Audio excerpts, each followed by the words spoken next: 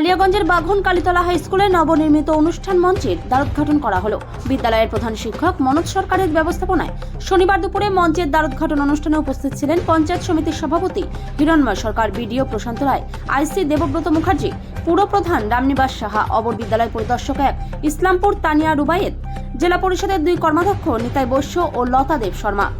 8 লক্ষ টাকা ব্যয়ে পঞ্চায়েত সমিতির মাধ্যমে বাঘন কালীতলা হাই স্কুলে এই মঞ্চ নির্মাণ করা হয়েছে। স্কুলের নিজস্ব সাংস্কৃতিক অনুষ্ঠান এবং অন্যান্য সরকারি অনুষ্ঠানের জন্য বাঘন কালীতলা হাই স্কুলে এতদিন পাকা মঞ্চ ছিল না।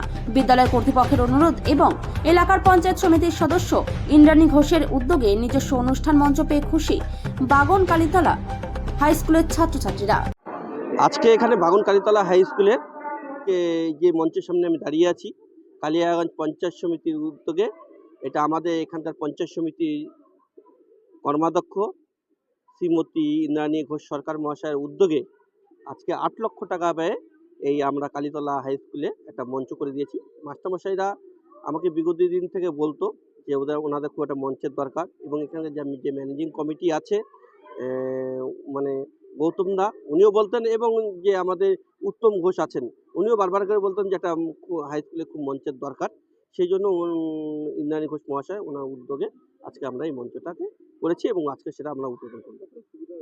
এই মঞ্চটা থাকলে পরে স্কুলে বিভিন্ন রকম সাংস্কৃতিক অনুষ্ঠান এই মঞ্চে করতে হবে, তার জন্য এক্সট্রা করে কোনো প্যান্ডেল করতে হবে না। সেই টাকাটা ব্যয় হতো প্যান্ডেল পারপাস, সেই টাকাটা ব্যয় হবে না। আজকে স্কুল সেই টাকাটা স্কুল ফান্ডে থাকবে। স্কুলে একটা মঞ্চ থাকলে বৃষ্টি বাদল দিনে যে কোনো অনুষ্ঠানই করতে হবে। মঞ্চটা দেখেছেন 8 লক্ষ টাকা বিশাল একটা মঞ্চ হয়েছে। যাক, স্কুলে মাস্টাররা খুবই খুশি, ম্যানেজিং কমিটিও খুব খুশি।